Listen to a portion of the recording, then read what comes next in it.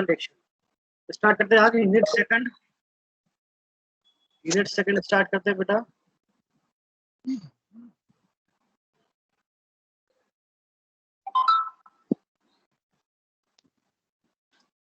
Unit second में first है आपके पास सिलेबस है सब लोगों के पास? Yes sir.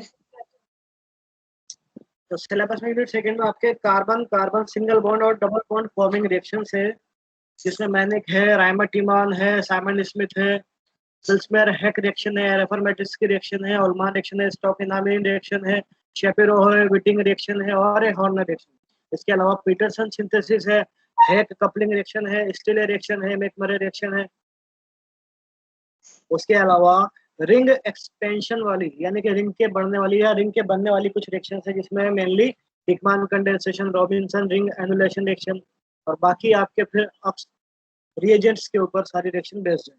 तो सबसे पहले स्टार्ट करते हैं manic condensation reaction.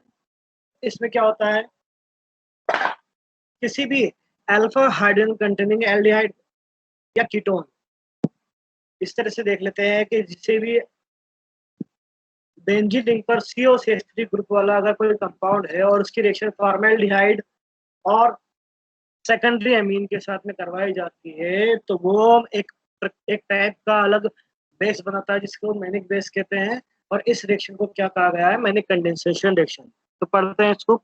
The Mannich reaction consist in the condensation of ammonia और प्राइमरी और secondary amine usually as the hydrochloride salt with formaldehyde and a compound containing at least one hydrogen atom of pronounced reactivity.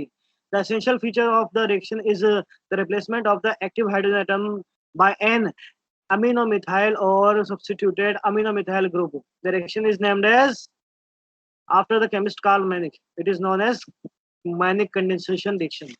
तो क्या बताया है इसमें कि ये जो रिएक्शन है मेनली कंडेंसेशन रिएक्शन है, जिसमें अमोनिया या प्राइमरी और सेकेंडरी अमीन की रिएक्शन होती है। और ये प्राइमरी और सेकेंडरी अमीन जो है और अमोनिया जो है, ये मेनली किस फॉर्म में होता है, हाइड्रोक्लोराइड सॉल्ट की फॉर्म में होता है, जो रिएक्शन करता है फॉर्मेल्डिहाइड के साथ और ऐसे कंपाउंड जिनके पास एक हाइड्रोजन अल्फा हाइड्रोजन प्रेजेंट होता है रिएक्टिविटी के लिए, उसके साथ में ये रिएक्शन प्रोवाइड करता है। रिएक्शन किस तरह से देता है, जैसे आपका एसिटोफिनोन का एग्जांपल आपको दिखाई दे रहा है बेटा, यहाँ पे सिलेक्ट किया मैंने, जो दिखाई दे रहा है आपको।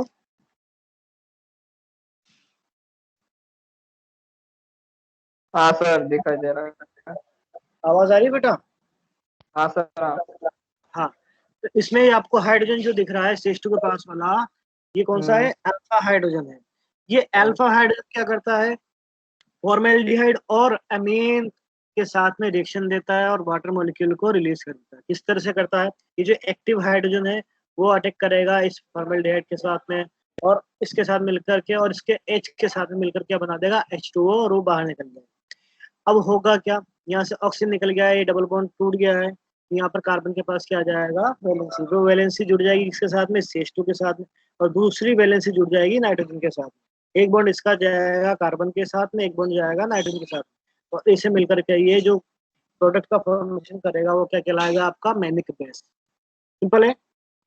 आगे जब इसको हम आगे पढ़ेंगे तो और अच्छी तरह समझ में आएगा। आगे बढ़ते हैं। Ankita, yes sir. बेटा इसको रीड करेंगे आप? हाँ।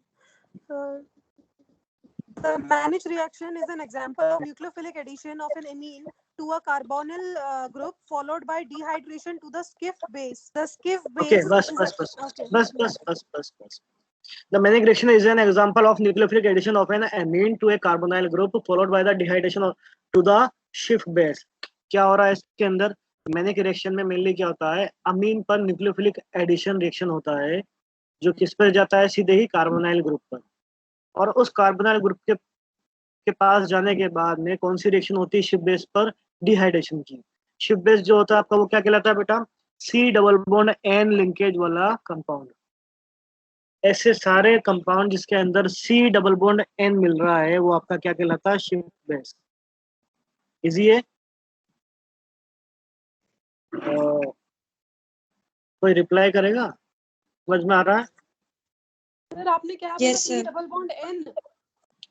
सी डबल बॉन्ड एन, ये जो लिंक होता है C double bond N link, इसको जनरली शिफ्ट बेस कहा जाता है। दो तरह के लिंकेज होते हैं बेटा, एक तो होता है सी डबल बॉन्ड सी, वो कहलाएगा आपका चालकोन टाइप का, और दूसरा होता है सी डबल बॉन्ड एन, वो कहलाता है आपका शिफ्ट बेस टाइप। ठीक है।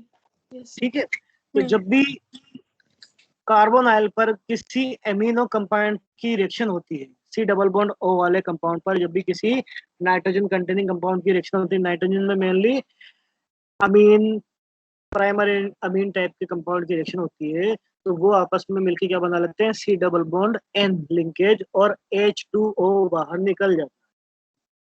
उसको क्या कहा है, डिहाइड्रेशन में समझाता हूँ किस तरह से होता है बेटा।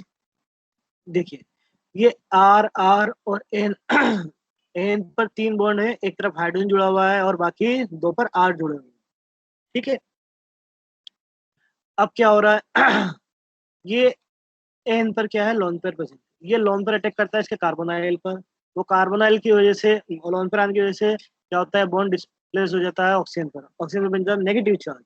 अब क्या होता है, नेगेटिव चार्ज बनने के बाद नाइट्रोजन पर हो जाती है एक्सिस ऑफ वैलेंस से 4 बॉन्ड हो जाते हैं, तो ये हाइड्रोजन के साथ का बॉन्ड तोड़ देता है और हाइड्रोजन जाके जुड़ जाता है इस ऑक्सीजन के साथ में और बना लेता है OH। ठीक है, अब यहाँ से अल्फा हाइड्रोजन रिलीज होता है H+ की फॉर्म में, कार्बन पे क्या आता है, नेगेटिव चार्ज। ये नेगेटिव चार्ज वाला कार्बन अटैक करता है कार्बोनाइल वाले कार्बन पर, जिससे क्या होता है, OH एज ए नेगेटिव की फॉर्म में अलग हो जाता है और ये H के साथ मिलकर के H2O बना लेता है और आपका कंपाउंड बन जाता है। यही चीज इसमें समझाई है कि इन दोनों के बीच में जब रिएक्शन होता है तो यहाँ से सी डबल बॉन्ड O की जगह सी डबल बॉन्ड N वाला कंपाउंड बनता है, जिसको क्या कहा जाता है, शिफ्ट बेस। और ये जो शिफ्ट बेस बनता है वो किस वजह से बनता है, वाटर के मॉलिक्यूल के निकलने की वजह से, डिहाइड्रेशन ऑफ शिफ्ट बेस, मतलब शिफ्ट बेस में से वाटर का मॉलिक्यूल निकल रहा है। आगे बढ़ते हैं, द शिफ्ट base is an electrophile which reacts in the second step in an electrophilic addition with the compound containing the an acidic proton. यानी कि ऐसे कंपाउंड के साथ में ये शिफ्ट बेस रिएक्शन देता है जिसके पास एसिडिक प्रोटॉन होता है। एसिडिक प्रोटॉन मतलब जो H+ रिलीज कर देता है, उसके साथ में क्या करता है, इलेक्ट्रोफिलिक एडिशन रिएक्शन शो करता है। इलेक्ट्रोफिलिक एडिशन रिएक्शन का मतलब क्या है, ये होगा पॉजिटिव चार्ज की फॉर्म में शिफ्ट बेस, और यहाँ पर जो CH होगा वो होगा नेगेटिव चार्ज की। तो पॉजिटिव चार्ज वाला अटैक करेगा नेगेटिव चार्ज वाले पर और कंपाउंड का फॉर्मेशन कर लेगा। The Mannich reaction also considered as a condensation reaction. तो ये सिंपल सी बात है, ये आपको समझ में आ गई होगी। दो चीजें बताई गई हैं इसमें, एक तो बताया गया है पहले शिफ्ट बेस बनेगा जो बनेगा एमीन के कार्बोनाइल ग्रुप पर न्यूक्लियोफिलिक एडिशन के थ्रू, और उसमें क्या होगा, डिहाइड्रेशन होगा। फिर जो ये शिफ्ट बेस होगा ये क्या करेगा, आपके एसिडिक प्रोटॉन कंटेनिंग कंपाउंड के ऊपर इलेक्ट्रोफिलिक एडिशन रिएक्शन शो करेगा और कंपाउंड का फॉर्मेशन करेगा। आगे बढ़े। Yes, sir. ठीक है, उसको नहीं करेंगे सर किसकी आवाज आ रही है,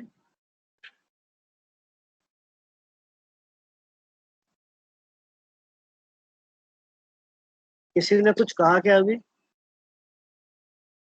नहीं सर। सर मैं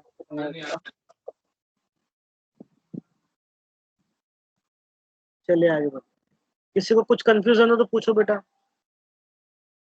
अगर आपको कुछ समझ नहीं आया हो तो आप पूछ लीजिए। नहीं सर, क्लियर है, आगे बढ़ते हैं। नंदकिशोर, विजय, यस सर आ गया समझ में? दो चीजें हो रही हैं, एक तो कार्बोनाइल पर अमीन का न्यूक्लियोफिलिक एडिशन हो रहा है और उससे क्या बन रहा है, शिफ्ट बेस, और उस शिफ्ट बेस से वाटर का मॉलिक्यूल अलग हो रहा है। फिर क्या करता है, ये शिफ्ट बेस एसिटोफिनोन के साथ में रिएक्ट करता है और आपका मैनिक बेस का फॉर्मेशन करता है। ठीक है, यही कहा गया है इस पैराग्राफ में, और कुछ नहीं है। ठीक है नेक्स्ट पैराग्राफ कहता है, in the Mannich reaction primary secondary और ammonia are employed for the activation of formaldehyde. Tertiary amines do not undergo manic reaction. अब यहाँ पर एक चीज बात बताई गई है, यहाँ पर अमोनिया, प्राइमरी अमीन और सेकेंडरी अमीन, ये तीनों चीजें क्या करती है, फॉर्मल्डिहाइड के साथ में रिएक्शन शो करती है, जबकि टर्शरी अमीन यानी 3 डिग्री अमीन उसके साथ में रिएक्शन शो नहीं करता। क्यों? क्योंकि उसके पास में देने के लिए कोई हाइड्रोजन नहीं होता, इसलिए टर्शरी अमीन यहाँ पर ये रिएक्शन शो नहीं करता है, मैंने कंडेंसेशन। ठीक है, नेक्स्ट पैराग्राफ पढ़ेंगे रुद्राक्ष की।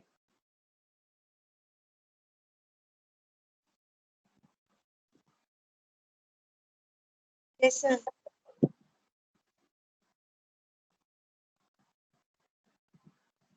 आप लोगों को क्लियर दिख रहा ना बेटा? हाँ सर Yes, clear। sir. हाँ रुद्राक्षी, ये वाला हाँ, paragraph Alpha CH acidic compounds, nucleophiles like carbonyl compounds, nitriles, acetylenes, aliphatic nitro compounds, alpha alkyl pyridines or amines. They give manic reaction. It is also possible to use activated phenyl groups and electro-rich heterocyclics such as furan, pyrrole, and thiophene. Indole is a particularly active substrate. The reaction provides gramine derivatives. कुछ पता चला इसमें, पढ़ा जो क्या लिखा हुआ है इसमें?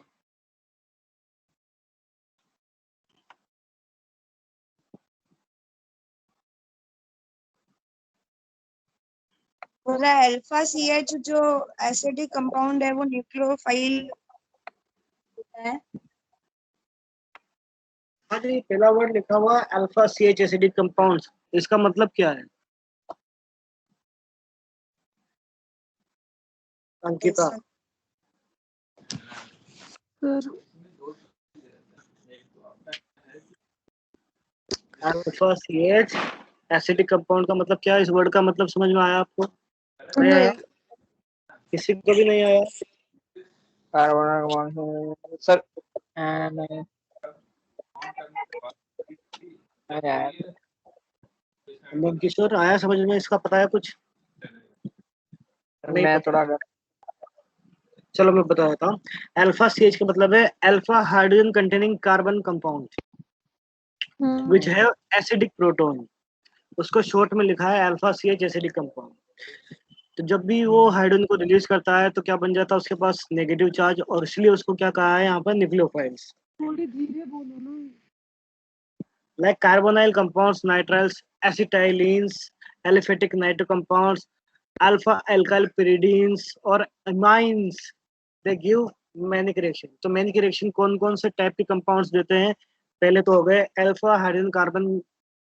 हाइड्रोजन कंटेनिंग कार्बन एटम वाले एसिडिक कंपाउंड्स, दूसरे हो गए कार्बोनाइल कंपाउंड्स, तीसरे हो गए नाइट्राइल टाइप के कंपाउंड्स, चौथे हो गए एसिटाइलिन, पांच हो गए एल्फेटिक नाइट्रो कंपाउंड्स, छठे हो गए एल्काइल पायरिडीन्स, और इमाइंस टाइप के कंपाउंड क्या करते हैं? मैनिक रिएक्शन में पार्टिसिपेट करते हैं या मैनिक रिएक्शन को देते हैं। उसके बाद में एक चीज और बताइए, it is also possible to use activated phenyl groups and electron rich heterocycles such as furan. यहाँ पर कुछ हेटेरोसाइकल्स के बारे में बताया गया। हेटेरोसाइकल्स समझते हैं आप क्या होता है हेटेरोसाइकल्स? एक साइकिल के साथ दूसरे, मतलब एक रिंग के साथ दूसरी रिंग अगर जुड़ी हो। नहीं नहीं नहीं नहीं, इसमें क्या होता है, ऑर्गेनिक कंपाउंड्स जो साइक्लिक कंपाउंड होते हैं उसमें कार्बन के अलावा कोई दूसरे इलेक्ट्रोनेगेटिव एटम भी प्रेजेंट होते हैं रिंग के अंदर। हाँ यस सर, ठीक है। हाँ this type of compounds are called heterocycles. Hetero मतलब एक से ज्यादा, साइकल्स मतलब साइक्लिक कंपाउंड। हाँ ठीक है, तो ऐसे कंपाउंड्स जिसमें साइक्लिक सिस्टम में कार्बन के अलावा भी दूसरे एलिमेंट होते हैं, मेनली कौन कौन से होते हैं? एक तो होता है आपका नाइट्रोजन, एक होता है ऑक्सीजन और एक होता है सल्फर। मेनली ये होते हैं, बाकी इनके अलावा और भी होते हैं लेकिन मेनली यही होते हैं। तो इस टाइप के जो एलिमेंट प्रेजेंट होते हैं, such type of compounds are known as heterocycles. तो यहाँ पर कहा गया है it is also possible to use activated phenyl groups and electron rich heterocycles such as furan, pyrrole, thiophenes. तो फ्यूरेन, पायरोल, थायोफिन ये भी क्या करते हैं? मैनिक रिएक्शन को देते हैं, ये भी मैनिक रिएक्शन परफॉर्म करते हैं, शो करते हैं। Indole is a particularly active substrate that reaction provides ग्रामीन डेरिवेटिव्स। जो इंडोल होता है वो भी इस रिएक्शन में पार्टिसिपेट करता है और क्या बनाता है? ग्रामीन डेरिवेटिव। ग्रामीन एक तरह का कंपाउंड होता है जिसमें इंडोल का स्ट्रक्चर बेसिक स्ट्रक्चर होता है। देखते हैं इसका मैकेनिज्म क्या कहता है। अगर बेटा आपको मैकेनिज्म स्टेप 1 और स्टेप 2 थोड़ा सा छोटा करूँ क्या इसको? नहीं सर, ठीक है। क्लियर? Yes sir. देखिए स्टेप 1 और स्टेप 2 में थोड़ा सा डिफरेंस है। फर्स्ट स्टेप में जो आपका अमोनिया या प्राइमरी या सेकेंडरी अमीन टाइप का कंपाउंड है वो अटैक करेगा फॉर्मेल्डिहाइड के ऊपर और क्या बना देगा आपका इमिनियम कंपाउंड, इमिनियम आयन। और सेकेंड स्टेप में इमिनियम आयन के जो अल्फा हाइड्रोजन कंटेनिंग कंपाउंड है उसके ऊपर अटैक करेगा। ठीक है, तो समझते हैं इसको किस तरह से होता है। सबसे पहले जो अमीन कंपाउंड है उसमें नाइट्रोजन का लोन पर अटैक करता है कार्बोनाइल के कार्बन पर, जिससे कार्बन और ऑक्सीजन के बीच का डबल बॉन्ड शिफ्ट हो जाता है, ऑक्सीजन पर बना लेता है नेगेटिव, जो हमारा सेकंड स्टेप में सेकंड उसमें पार्ट में दिखाई दे रहा है।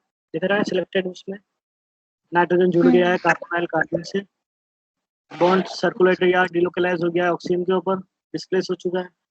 नाइट्रोजन पर एक्सेस ऑफ वैलेंसी की वजह से क्या आ गया, पॉजिटिव चार्ज। अब जब positive charge excess of valency हो गई तो ये अपने आप में क्या हो जाता है, लेस स्टेबल। तो अपने कंपाउंड को या अपने आप को स्टेबलाइज करने के लिए क्या करता है, हाइड्रोजन के साथ का जो बॉन्ड है उसको तोड़ देता है और उसके बॉन्ड के इलेक्ट्रॉन को एज ए लोन पर अपने पास रख लेता है और हाइड्रोजन निकल जाता है H+ की फॉर्म में। तो यहाँ से आपका हाइड्रोजन बाहर निकलता है H+। ठीक है, और H+ आ गया, ऑक्सीजन पे नेगेटिव चार्ज है तो ये H+ वाला हाइड्रोजन चला जाएगा नेगेटिव वाले ऑक्सीजन के पास, क्या बना लेगा, OH। क्या बन गया है, तीसरा आपका कंपाउंड कौन सा आ गया, OH वाला, लोन पे आ चुका है उसके पास। अब देखिए अगले स्टेप में क्या होता है, किस तरह से इसमें किस तरह से इसमें आपका इमिनियम आयन बनता है। तो फिर क्या होता है, नाइट्रोजन का लोन पेयर आया था, हाइड्रोजन से बॉन्ड ब्रेक करने के बाद वो जाता है कार्बन और नाइट्रोजन के बीच में और बना लेता है डबल बॉन्ड। तो यहाँ क्या बन रहा है, C डबल बॉन्ड N का फॉर्मेशन हो रहा है, जिससे कार्बन पर एक्सेस ऑफ वैलेंसी होगी और वो OH को एज ए OH- रिलीज कर देगा। ये बन गया आपका C डबल बॉन्ड N वाला कंपाउंड। ठीक है, ये C डबल बॉन्ड N वाले कंपाउंड को ही क्या कहा जाता है, शिफ्ट बेस। ओके, ठीक है, कार्बन से इधर कुछ भी जुड़ा हो, इधर नाइट्रोजन से कुछ भी जुड़ा हो, जब ये लिंकेज होता है C डबल बॉन्ड N वाला तो ये क्या कहलाता है, आपका शिफ्ट बेस। ओके, यहाँ से OH निकल चुका है OH- की फॉर्म में, क्लियर है। Yes sir. तो याद रखना एक OH- अपने पास निकला हुआ है। अब देखते हैं अब क्या होता है आगे। हाँ, अब आता है स्टेप 2, दिख रहा है अंकिता, यस सर, दिख रहा है। रुद्राक्षी,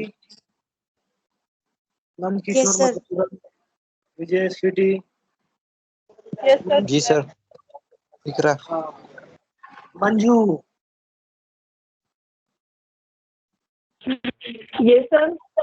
हाँ मंजू, ये सेकंड स्टेप वाला मैकेनिज्म आप समझाइए।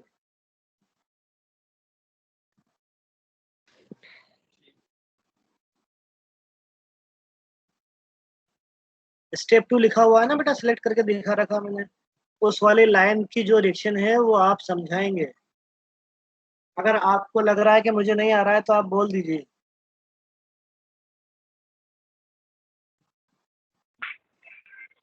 सर आवाज ही क्लियर नहीं।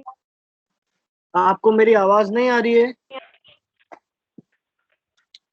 मंजू, स्टेप 2 में जो रिएक्शन मैकेनिज्म दिख रहा है वो आपको एक्सप्लेन करना है।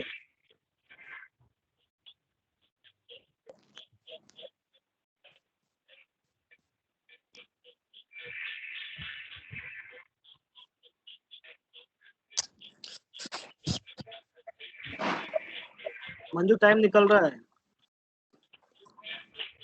सर चलिए मैं नहीं बताऊंगा, आता मैं। कोई बात नहीं बेटा। यहाँ देखिए आप, मेन रिएक्शन में दिख रहा है आपको एसिटोफिनोल, ये वाला कंपाउंड। इस कंपाउंड का स्ट्रक्चर आप अच्छी तरह देख लीजिए, वही बना हुआ है। OCH2H है ना। उसके बाद मैकेनिज्म में जो कंपाउंड दिया गया है उसको देख लीजिए, उसमें CH2 के साथ डबल बॉन्ड है। CH2 के साथ डबल बॉन्ड है और OH है। तो ये कैसे हुआ,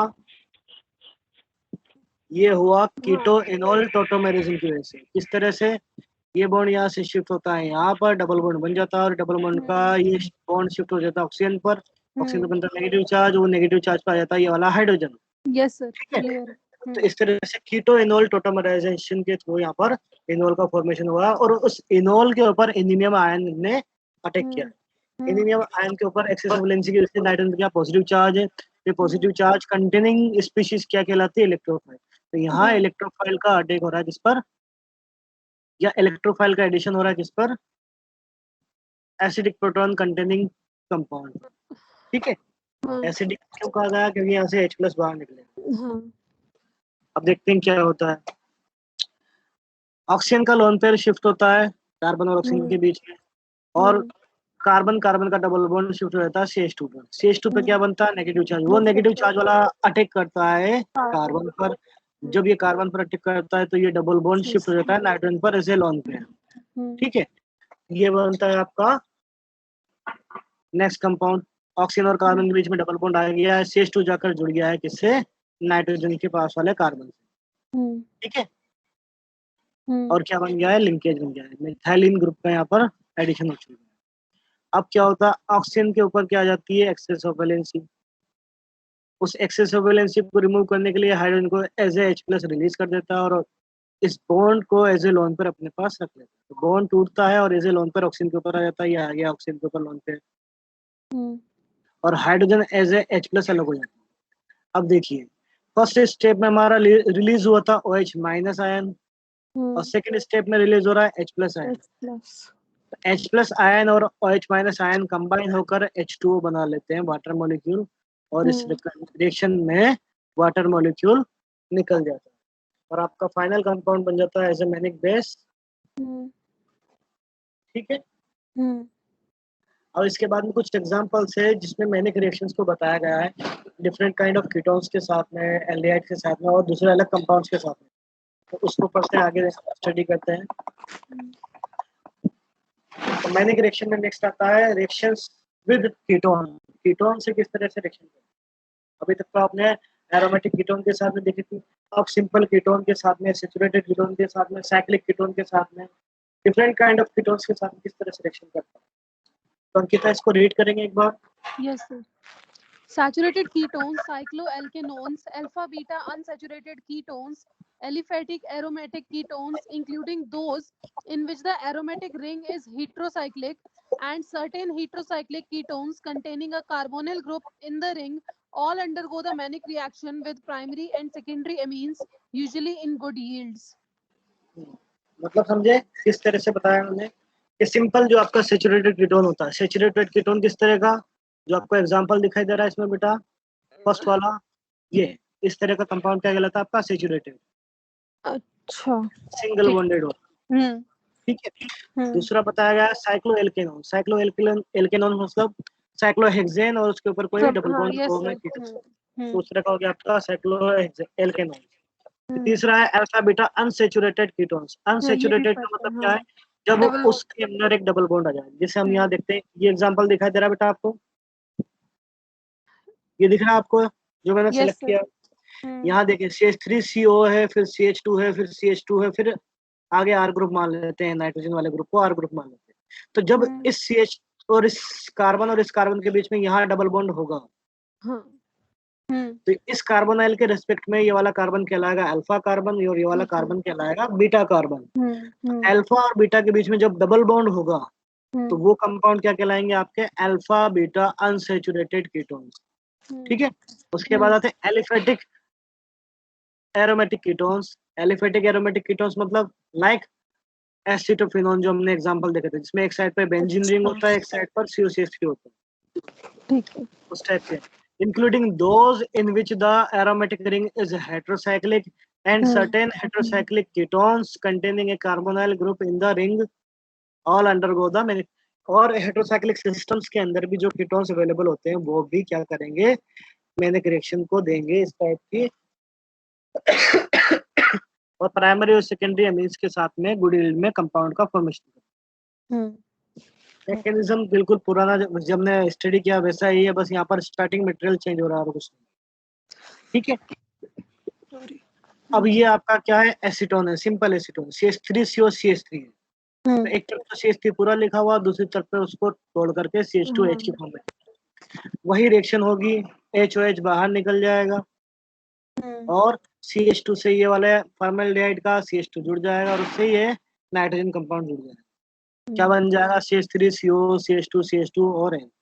अब अगर इसी कंपाउंड पे आप दोबारा ये रिएक्शन कर देते हैं, वापस आप फॉर्मल्डिहाइड और प्राइमरी अमीन को रिएक्ट करवाते हैं, तो इस वाले CH3 की साइड पर भी मैनिक बेस का फॉर्मेशन हो जाए। जैसा इधर बना है इस वाले साइड पर, वैसा ही दूसरे वाले साइड पे बन जाए। अगर आप यहाँ 2 मोल में फॉर्मेल्डिहाइड और 2 मोल में ही प्राइमरी अमीन यूज करते हैं तो दोनों साइड पे एक ही साथ में अटैचमेंट हो जाए।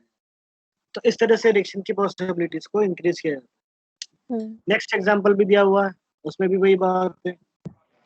अब इसमें आपको सोचने वाली बात ये कि हाइड्रोजन कहाँ से निकलेगा, CH3 वाली साइड से निकलेगा या दिस वाली सब्स्टिट्यूटेड वाली साइड से?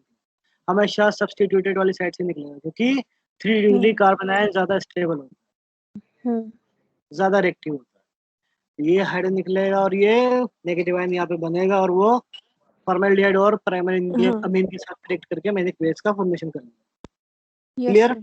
चलो अंकिता को ही क्लियर है, बाकी किसी को नहीं। सर क्लियर है। क्लियर है? स्वीटी खानम। जी सर। हाँ स्वीटी, आपका किसी फंक्शन में है क्या? नहीं सर। Hello sir. आपके पीछे से काफी आवाज आ रही है स्वीटी। जी सर। बाकी सब लोग अपने माइक ऑफ कर दीजिए, केवल सिटी का ऑन रहेगा।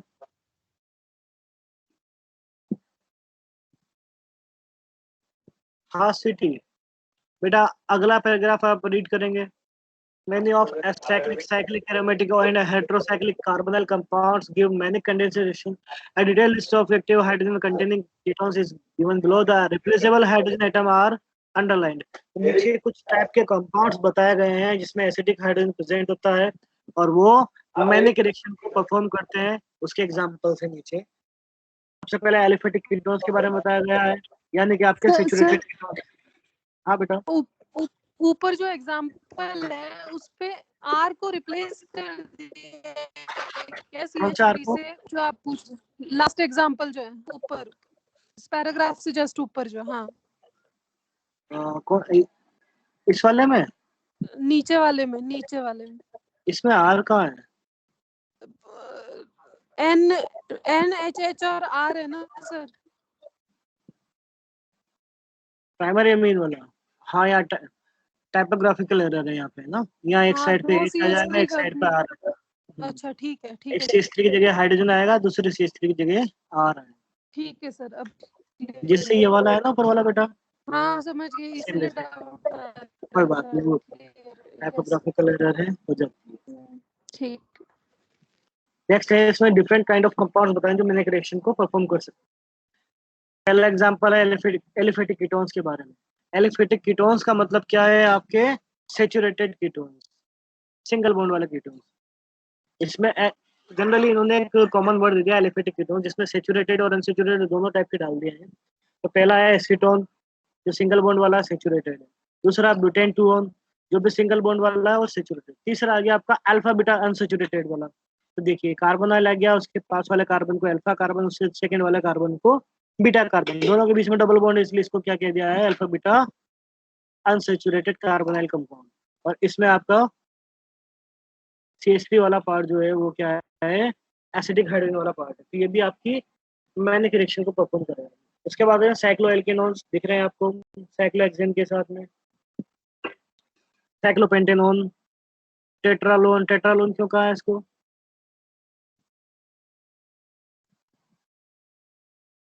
अंकिता पता नहीं सर। टेट्रालोन क्यों कहा गया?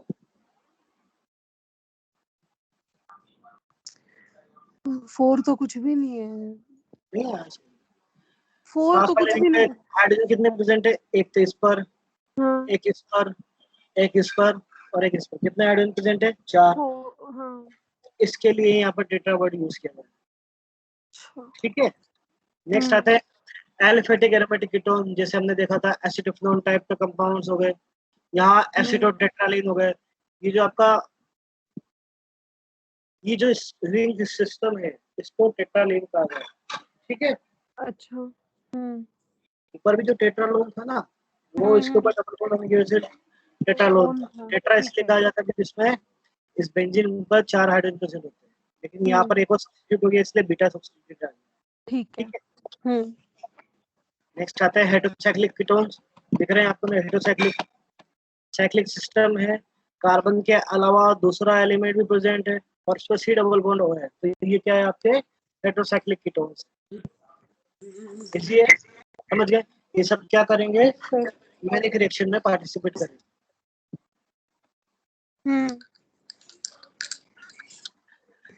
नेक्स्ट टाइप आता है manic reaction in aldehydes derivative. जब एल्डिहाइड टाइप का कंपाउंड होगा तो उसमें किस तरह से रिएक्शन फॉलो होगी, तो यहाँ बताया गया है कि alpha hydrogen atom containing aldehyde and their derivative show Mannich reaction.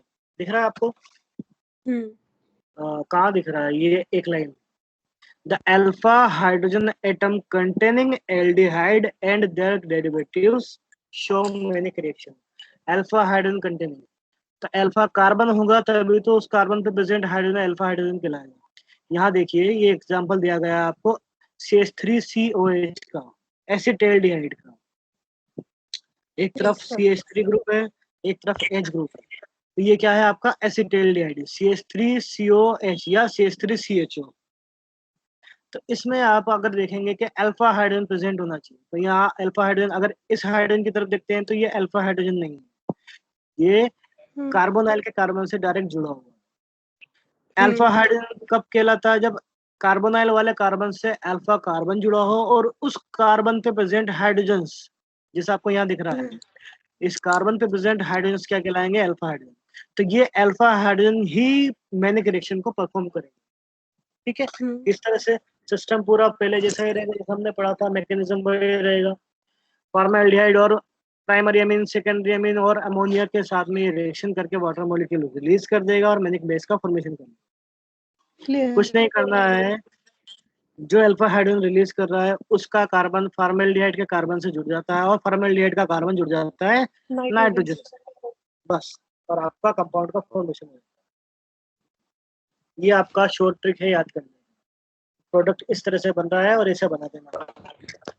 अगर आप मैकेनिज्म भूल भी जाते हैं तो कम से कम प्रोडक्ट बना के आइए। एग्जाम में अगर क्वेश्चन आता है मैनिक रिएक्शन के बेस पे और आपको अलग कंपाउंड टाइप से दिए जाते हैं तो आपको पता चल जाएगा, एक कार्बोनाइल होगा, एक नाइट्रोजन वाला होगा और एक अल्फा हाइड्रोजन वाला कार्बोनाइल होगा। तो आपको क्या बनाना है उसमें, मैनिक बेस का फॉर्मेशन करना है। किस तरह से करेंगे, यहाँ से अल्फा हाइड्रोजन को आप रिलीज कर देंगे, CH2 को जोड़ देंगे कार्बोनाइल वाले कार्बन से और कार्बोनाइल वाले कार्बन को फिर जोड़ देंगे आप नाइट्रोजन से, तो आपका जो कंपाउंड बनेगा वो आपका प्रोडक्ट होगा। ठीक है, इस तरह से आप याद रखें।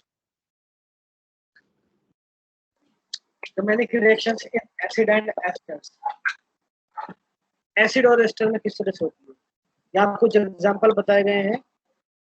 अंकिता, इसको रीड कीजिएगा। A number of acids containing highly active hydrogen atoms in the alpha position can be used in place of aldehydes or ketones. The acids which have given satisfactory manic reaction are listed below. The replaceable hydrogen atoms are underlined. आगे ये 8 compounds हैं। Then ethyl malonic acid, 8 compounds का नाम भी पढ़ना है sir ABCD की तरह लगेगा फिर तो। First is the cyanoacetic acid CnCH2COOH, chlorine की जगह क्या आ गया है, साइनाइड ग्रुप आ गया है, तो क्या नाम हो जाएगा, साइनोएसिटिक एसिड। भाई CH3COOH कंपाउंड होता है एसिटिक एसिड, उसने एक हाइड्रोजन को रिप्लेस कर दिया है किसने, साइनाइड कंपाउंड ने, तो क्या नाम हो जाएगा, साइनोएसिटिक एसिड। दूसरा क्या है, C6H4, C6H4 क्या होता है आपका, बेंजीन रिंग वाला पार्ट है जिसमें 2 कार्बन सब्स्टिट्यूटेड है, एक साइड का कार्बन सब्स्टिट्यूटेड है नाइट्रो ग्रुप से, दूसरे साइड का सब्स्टिट्यूटेड है एसिटिक एसिड ग्रुप से, तो नाम क्या हो जाएगा इसका, पैरा नाइट्रो बेंजाइलिक एसिड। अच्छा, benzylic acid, benzylic acid. Next है C6H5COCH2COOH, क्या नाम हो जाएगा इसका,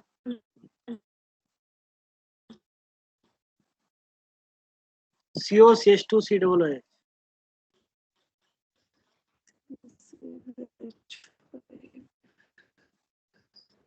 नहीं है याद, कीटोन ग्रुप भी है और क्रोटोनिक एसिड, ग्रुप भी है, क्रोटोनिक एसिड। तो इस तरह से डिफरेंट काइंड ऑफ कंपाउंड्स है। अब इसमें जहां भी आप देख रहे हैं, कौन एक सा तरफ सर? COOH जुड़ा हुआ है और दूसरी तरफ, कितनी बार सुना हुआ है, हाँ बेटा, कुछ नहीं सर, आवाज नहीं आ रही थी, बोलो। तो जो COOH से पहले जो CH2 ग्रुप दिख रहा है आपको, मिथाइलिन ग्रुप, CH2 ग्रुप को क्या कहते हैं? Methylene group. और CH2 ग्रुप जो होता है वो हमेशा इन कंडीशंस में क्या कहलाता है? एक्टिव मिथाइलिन ग्रुप, क्योंकि ये ही आपके H+ को रिलीज करता है और नेगेटिव आयन को चार्ज करता है। तो जहां भी आपको एक्टिव मिथाइलिन ग्रुप दिख रहा है, कार्बन से हाइड्रोजन जुड़ा हुआ दिखेगा, वो पार्ट ही मैनिक बेस में रिएक्शन करेगा। ठीक है, आगे क्या कहा गया है इसमें? Ethyl malonic acid reacts with formaldehyde in the presence of diethyl amines, then they give manic base. A side reaction which often occurs involves the decarboxylation of the acid. तो इन्होंने क्या करा है? इथाइल मेलोनिक एसिड की reaction को बताया, example दिया है इथाइल मेलोनिक एसिड, दिख रहा है आपको? That is the ethyl malonic acid. Malonic acid जानते हैं आप क्या होता है?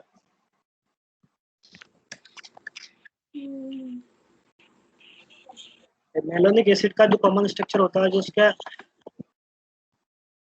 बनाता था। पार्ट दिखाई दे रहा है आपको, that is called malonic acid. हाँ CH2 होता है और उससे दोनों बॉन्ड से COOH जुड़े होते हैं, डाइकार्बोक्सिलिक एसिड जुड़े होते हैं। तो नाम सुना होगा बेटा आपने, ऑक्सैलिक एसिड का नाम यस सर, सुना है ना, ऑक्सैलिक एसिड वाला? Yes sir. हाँ, उसी तरह से चेन बनती जाती है। Oxalic, malonic, succinic, glutaric, valeric, पढ़ा है ना ये? Yes sir. हाँ, एडिपिक, ये सब एसिड्स क्या होते हैं? एक सीक्वेंस में बनते जाते हैं, कार्बन की चेन स्ट्रांग होती जाती है। COOH जो होता है वो तो ऑक्सैलिक होता है, फिर उन दोनों के बीच में जो एक कार्बन आ जाता है तो वो हो जाता है आपका मेलोनिक। जब दो कार्बन आ जाते हैं, दो CH2 आ जाते हैं तो हो जाता है आपका सक्सिनिक। जब 3 आ जाते हैं तो ग्लूटारिक, जब 4 आ जाते हैं तो क्या हो जाता है आपका? एडिपिक। तो इस तरह से ये सीक्वेंस चलता है। ये आपका एथाइल मेलोनिक एसिड जो रिएक्शन कर रहा है फॉर्मल्डिहाइड और प्राइमरी एमीन के साथ में और फॉर्मेशन कर रहा है मैनिक बेस का, जो फर्दर आगे डीकार्बोक्सिलेशन के थ्रू एक सिंपल सेकेंडरी एमीन का फॉर्मेशन करेगा। देखिए, पहले तो इसने बनाया मैनिक बेस, वही यहाँ पर जो कार्बन था उसका प्राइमरी जो इसका अल्फा हाइड्रोजन रिलीज हो गया, नेगेटिव आयन, उसने CH2 से बॉन्डिंग किया और इस CH2 ने फर्दर बॉन्डिंग किया इस नाइट्रोजन से। ये कार्बन से CH2 जुड़ गया और उससे नाइट्रोजन जुड़ गया। ठीक है, यहाँ पे तक सर अल्फा सिंपल है। हाइड्रोजन किसको बोलेंगे? अल्फा हाइड्रोजन वाला कहलाएगा। ओके, किस बेसिस पे सर? देखिए, यहाँ भी C डबल बॉन्ड O रहेगा कार्बोनाइल का, यहाँ भी C डबल बॉन्ड O रहेगा कार्बोनाइल। दोनों तरफ से अगर हम देखते हैं तो फर्स्ट कार्बन कौन सा आ रहा है? ये वाला। ठीक है, जो फर्स्ट कार्बन पे हाइड्रोजन प्रेजेंट होगा वही क्या कहलाएगा? Alpha hydrogen. Okay okay sir. ठीक है, ये बीटा कार्बन कहलाएगा और ये गामा कार्बन कहलाएगा। ये बीटा हाइड्रोजन कहलाएंगे और ये गामा हाइड्रोजन कहलाएंगे। ठीक है, ठीक है, तो अल्फा हाइड्रोजन ही इस रिएक्शन में पार्टिसिपेट करता है और क्या बना रहता है? इस टाइप से मैनिक बेस। अब जब ये मैनिक बेस बनता है और इस मैनिक बेस में जहां भी अगर आपको कार्बोक्सिलिक एसिड दिखता है और उस कार्बोक्सिलिक एसिड वाले कंपाउंड को अगर हीटिंग दी जाती है, गर्म किया जाता है, तो उसमें से COO ग्रुप रिलीज हो जाता है, कार्बन डाइऑक्साइड निकल जाती है। तो 2 COOH ग्रुप है, जब गर्म करेंगे तो 2 मोल में कार्बन डाइऑक्साइड रिलीज हो जाएगी, 2 CO2 माइनस हो गई है, निकल गई। तो एक हाइड्रोजन ये वाला आके जुड़ जाएगा इस कार्बन से और ये वाला हाइड्रोजन आके जुड़ जाएगा इस कार्बन से, तो क्या बन जाएगा? CH2। तो रिंग के अंदर आपका कंपाउंड का फॉर्मेशन कैसे हो जाएगा? CH3, CH2, फिर CH2, फिर CH2 और N। तो CH3, CH2, CH2, एक CH2 कम लग रहा है, हाँ कम लग रहा है। एक CH2 कम है इसमें, एक और CH2 आएगा और फिर आएगा आपका नाइट्रोजन। ठीक है, ठीक है सर। 1 2 3 4 कार्बन होंगे, यहाँ पे 3 है तो आप एक कार्बन और लगा लेना अपने कॉपी में, 4 कार्बन वाला प्रोडक्ट बनेगा। तो इस तरह से डीकार्बोक्सिलेशन के थ्रू कंपाउंड का फॉर्मेशन हो रहा है। ठीक है, आगे बढ़ते हैं और एग्जांपल्स देखते हैं इसके। चलो बेटा, क्लास खत्म हो गई है अपनी, मेरी दूसरी क्लास का टाइम हो गया, मुझे पता नहीं चला। तो आज की क्लास में इतना ही काफी है, नेक्स्ट क्लास में इसको कंटिन्यू करेंगे। ठीक है, ठीक है सर, ओके बेटा, थैंक यू सर। वेलकम।